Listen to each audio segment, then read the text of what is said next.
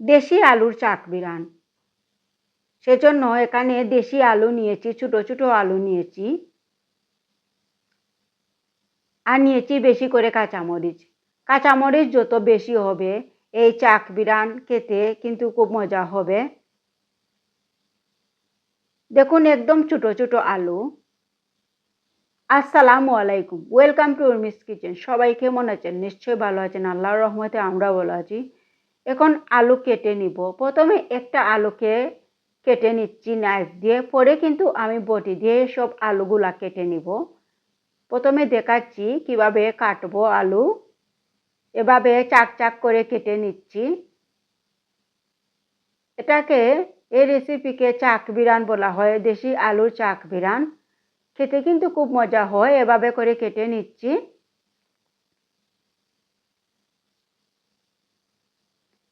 আর পানি দিয়ে ভিজিয়ে রাখবো, তাহলে আলুর কষ বেরিয়ে যাবে।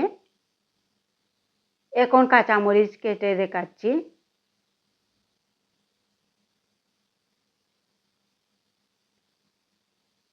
কাঁচামরিচকে দুই ফালি করে কেটে নিয়েছি।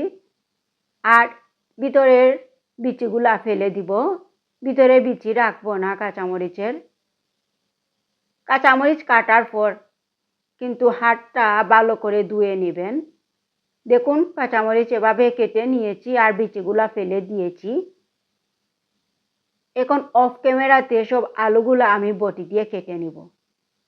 দেখুন কেটে নিয়েছি অফ ক্যামেরাতে, কাঁচামরিচগুলো আর বিচি ফেলে দিয়েছি আর আলুগুলোকে কেটে নিয়েছি চাক চাক করে। এখন ভালো করে ধুয়ে নিব চাকবিরান বানানোর জন্য। এই চাকবিরান আলু, দেশি আলুর চাকবিরান হলে আর কিছুই খেতে ইচ্ছে করবে না। আলুগুলাকে ধুয়ে নিয়েছি আর ফ্রাই প্যানে নিয়েছি আর চুলায় বসিয়ে দিয়েছি। এটার মধ্যে বেশি কোনো মশলা দিতে হয় না।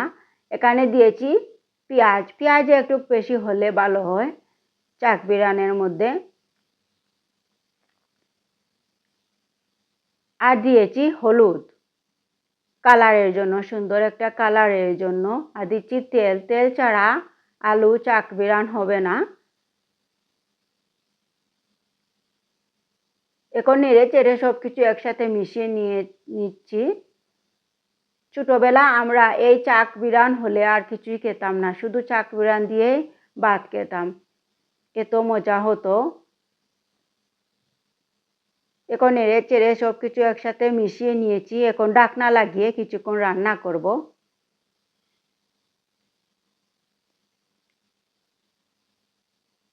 কিছুক্ষণ রান্না করার পর এখন নেড়ে চেড়ে দিচ্ছি। আর দেখুন আলু থেকেও পানি বের হয়। এখন আমি চুলার উপর রেখে দিব অল্প আঁচে, তাহলে ভাজা ভাজা হয়ে যাবে। এভাবে অল্প আঁচে চুলার উপর রেখে দিতে হবে বেশ কিছু সময়। আর ঢাকনা লাগাবো না, না ঢেকে রান্না করব। আর কিছুক্ষণ পরপর নেড়ে চেড়ে দিব। দেখুন পানিটা কিন্তু শুকিয়ে গিয়েছে আর ভাজা ভাজা হয়ে যাচ্ছে। দেশি আলুর চাকবিরান খেতে কিন্তু খুব খুব মজা হয়। একবার এভাবে এই রেসিপিটা বানাবেন।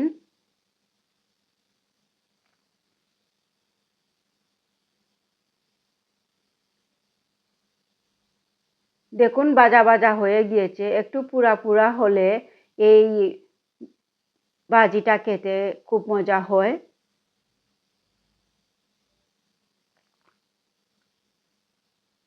এখন দিয়ে দিচ্ছি ধনিয়ার পাতা।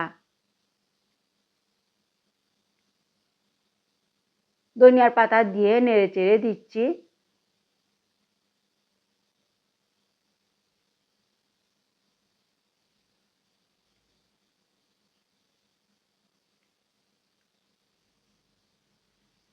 দেখুন আমার চাকবাজি, দেশি আলুর চাকবাজি হয়ে গিয়েছে। দেখুন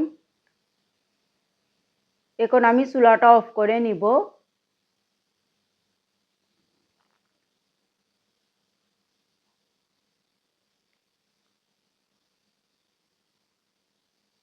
আমি চুলাটা অফ করে নিয়েছি। আজ দেশি আলুর শাক ভাজি দিয়ে ভাত খাবো, সেজন্য এখানে ভাত নিয়েছি। সবাই জানেন আমরা লাল চালের ভাত খাই। দেখুন, খুব মজার একটা রেসিপি, দেশি আলুর চাকবিরান ভাজি। এভাবে একবার খেয়ে দেখবেন, আপনাদের বাচ্চাদেরকেও খাওয়াবেন, দেখবেন কত মজা করে খাবে এই চাকবিরান। আমরাও ছোটবেলা এই রেসিপি দিয়ে খুব মজা করে খেয়েছি। আমার এই রেসিপি কেমন হয়েছে কমেন্ট করে জানাবেন। সবাই ভালো থাকবেন। আল্লাহ হাফিজ।